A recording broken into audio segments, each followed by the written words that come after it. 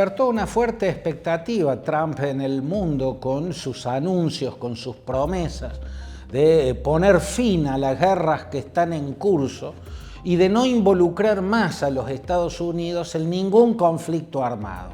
El Estados Unidos que empieza ahora con el regreso de Trump a la Casa Blanca será un Estados Unidos que ya no mande su flota, sus marines, sus combatientes a pelear en distintas partes del mundo. Este Estados Unidos con Trump a la cabeza lo que va a hacer es trabajar porque se terminen lo antes posible los conflictos en curso. ¿Puede hacerlo? ¿Cuál es el efecto que pueden tener estos anuncios de campaña que en el mundo generaron expectativas y en los Estados Unidos le redituaron en votos? A muchos norteamericanos no les causa gracia que de las finanzas del país se financien a partes enfrentadas en conflicto contra otras partes. Al electorado norteamericano no le interesa mandar a sus hijos o que sus nietos terminen yendo a morir en campos de batalla lejanos. Le redituó en votos esto de anunciar que bajo su mandato Estados Unidos no se va a involucrar en ningún conflicto armado, ni siquiera financiando a alguna de las partes en la guerra, y mucho menos enviando marines norteamericanos, la flota norteamericana. ¿Qué efecto puede tener eso? Bueno, desde el sentido común, desde la lógica estratégica, me parece que el efecto puede ser el contrario. Xi Jinping escaló en la estructura del Partido Comunista hasta llegar al poder, prometiendo reincorporar cuanto antes Taiwán bajo la soberanía de China. Taiwán está separada de China desde 1950, cuando terminó la guerra civil, y allí se atrincheró el líder que la había perdido, el nacionalista Chiang Kai-shek, y su partido, el Kuomintang, y el pedacito de ejército que le había quedado vivo. Desde entonces, Taiwán tiene una existencia por separado, pero ahora está gobernada por partidos soberanistas. En esta última década ha venido siendo gobernada por partidos que plantean la independencia, no como el Kuomintang, que planteaba reunificarse con China, pero sacando al Partido Comunista del poder en China. Eso no podía darse nunca. Bien, ahora los partidos soberanistas quieren declarar la independencia de Taiwán y que sea aceptada jurídicamente por el mundo. Por eso Xi Jinping ha venido acrecentando la presión militar sobre Taiwán y hoy hay un clima de guerra entre China y Taiwán. ¿Qué piensa Donald Trump que va a producir en la cabeza del líder chino el hecho de que él le anuncie desde Washington que Estados Unidos no se va a meter más en ninguna guerra, que Estados Unidos no va a financiar más a una de las partes en conflicto? Lo lógico es que diga, bueno, durante estos 4 años tenemos la gran oportunidad de invadir Taiwán y reincorporarla, porque está claro que la única razón por la cual desde que Xi Jinping está en la cumbre del poder en China, China todavía no ha invadido Taiwán y la ha reincorporado por la fuerza, por la vía militar, es el riesgo de chocar en forma directa con los Estados Unidos.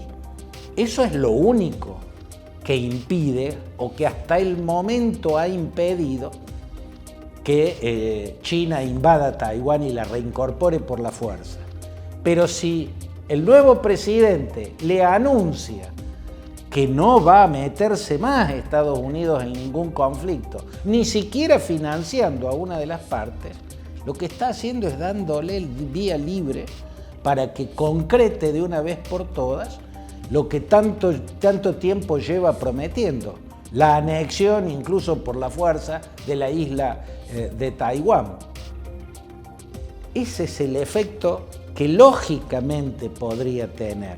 El único efecto, la única consecuencia a esta altura de la crisis, a esta altura de la creciente tensión entre China, cada vez flanqueando más con sus fuerzas navales a la isla de Taiwán, y el gobierno independentista de Taiwán, es que China se lance en estos 4 años que tiene de vía libre, porque Estados Unidos no va a hacer nada, no va a mover un dedo, a la recuperación de Taiwán. No sé qué haría Donald Trump si, estando él en el poder, Xi Jinping manda sus fuerzas e invade Taiwán.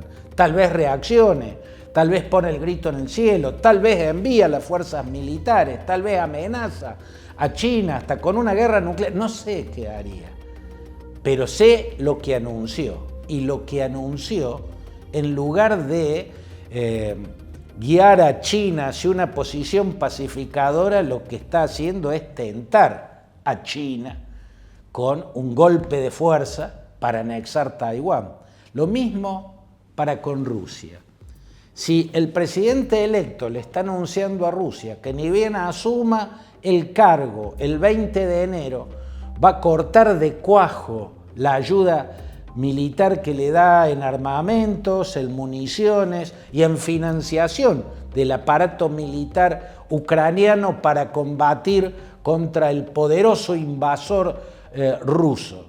Si le está avisando que va a cortar esa asistencia militar, ¿qué es lo que le está avisando? Y le está avisando que Ucrania ya no va a poder seguir peleando.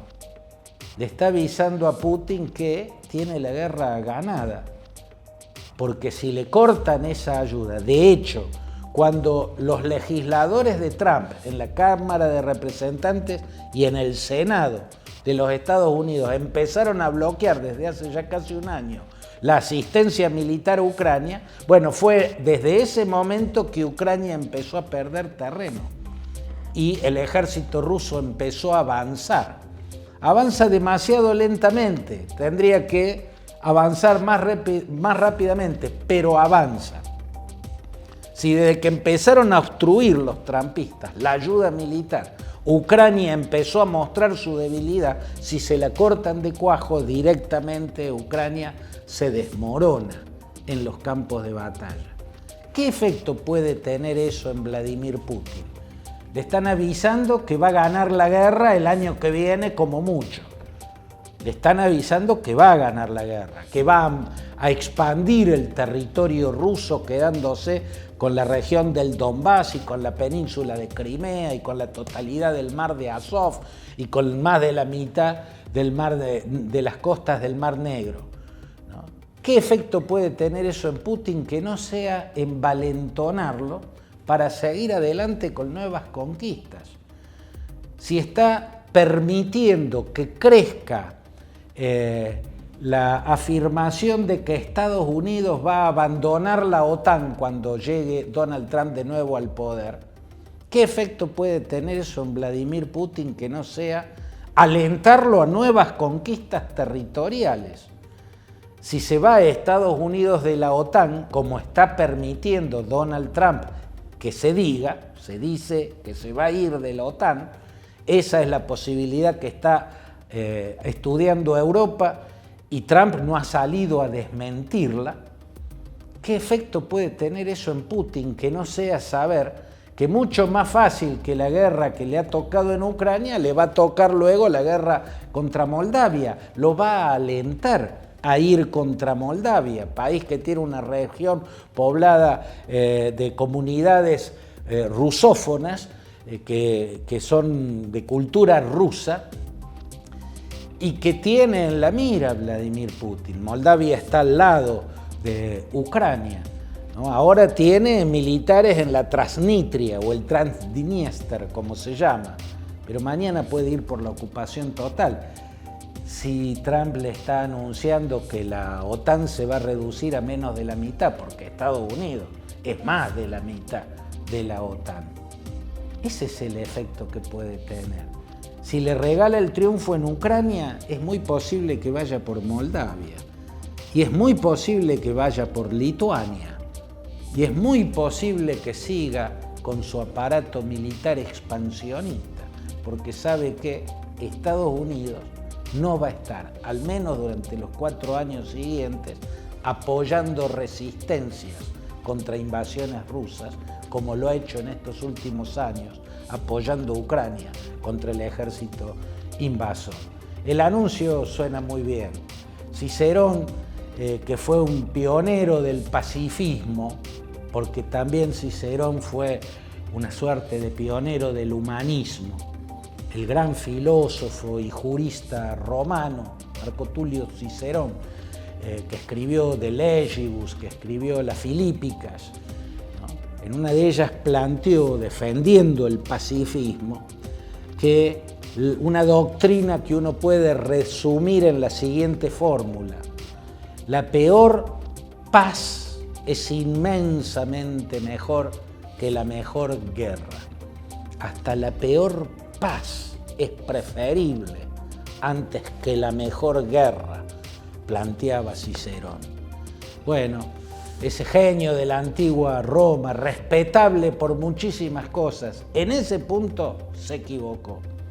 Lo demuestra el Pacto de Múnich, aquel que fueron a firmar en la capital de Baviera Edouard Daladier por Francia y Neville Chamberlain por Gran Bretaña, ¿no? Y que le concedieron a Hitler los Sudetes, una región de Bohemia y Moravia poblada por población germanoparlante.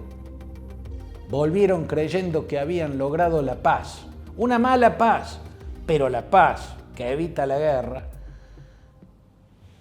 y no terminaron de bajarse de los aviones en París y en Londres, que Hitler ya había devorado el resto de Checoslovaquia y ya mandaba a la Wehrmacht y los tanques Panzer hacia el corredor del Danzig en Polonia y ya expandía la guerra por todos lados. Una mala paz trae nuevas guerras. Una mala paz no es mejor que la mejor, que la mejor de las guerras. Una mala paz, y perdone Cicerón que uno lo corrija, trae más grandes y peores guerras. Eso tal vez lo podamos ver con Donald Trump, si es que quiere cumplir esas promesas que suenan tan lindas, pero que pueden tener las consecuencias exactamente inversas.